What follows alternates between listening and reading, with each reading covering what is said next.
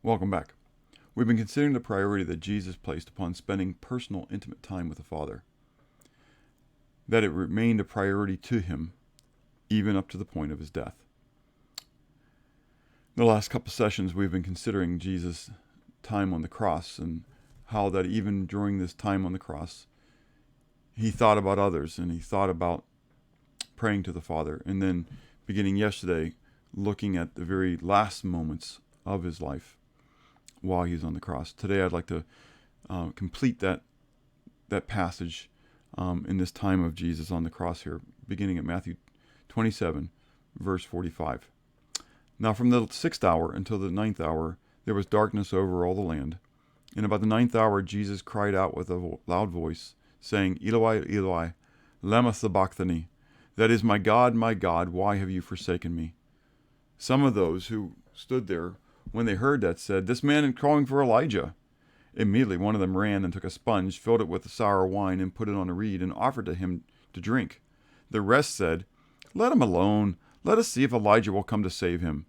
And Jesus cried out again with a loud voice, and yielded up his spirit. Then behold, the veil of the temple was torn in two from top to bottom, and the earth quaked, and the rocks were split, and the graves were opened, and many bodies of the saints who had fallen asleep were raised. And coming out of the graves after his resurrection, they went into the holy city and appeared to many. So when the centurion and those with him who were guarding Jesus saw the earthquake and the things that had happened, they feared greatly, saying, Truly this was the Son of God. In Luke's account, we read, Luke 23, verses 44 to 47, we read, Now it was about the 6th hour, and there was darkness over the earth until the 9th hour. Then the sun was darkened, and the veil of the temple was torn in two. And when Jesus had cried out with a loud voice, he said, Father, into your hands I commit my spirit.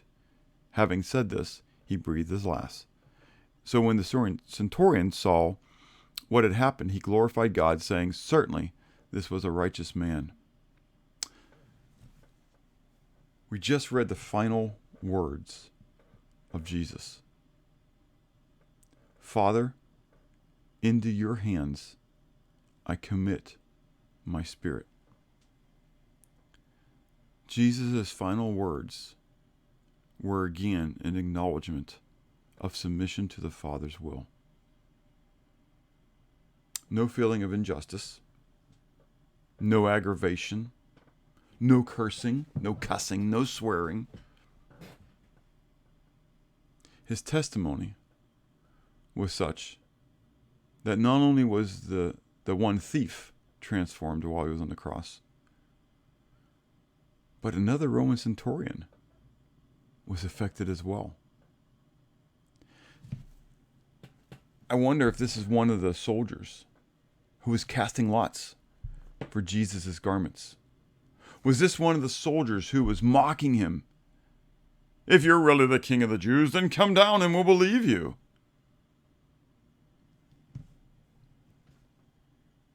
And yet as he observed the Lord on the cross, going through this great affliction, this great trial, seeing how he loved even his enemies, seeing how he loved the thief on the cross, seeing how he continued to pray and speak to his Father, trusting and relying upon the Father's grace, that this Roman centurion recognized that he must be the Son of God. How we handle trials and afflictions will also have a profound effect upon those who are about us. The question is, what do they see? If I go through those trials and afflictions, those troublesome situations, in and through and by the grace of God, giving God the glory, having the peace of God which passes all understanding in me, then there will be a profound righteous effect upon those that are about me. If I become angry and sinful and despondent and faithless, then that'll have an effect upon those that are about me as well. How is it that you go through trials? How is it that you go through afflictions? The example of Christ is to show us that we can, even through the worst trial that we can ever imagine, that we can go through that trial with great peace and great strength, not in and of ourselves, but because of the fellowship that we have with the Father. Do you know the Father? To that extent. I know that there are some who are just picking and choosing. So if the Lord would have led you to this one, apart from going through all of the previous 52 of these sessions, my challenge is to you: do you know the Father in the manner in which you could go through a trial in this way? If you've skipped through these, I challenge you to go back through to the beginning. It's a process of growing in your relationship with the Lord.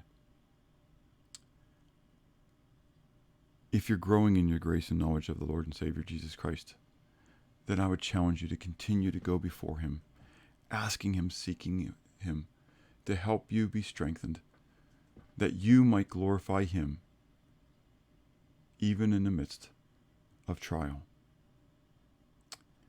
He is waiting to make intercession for you even now.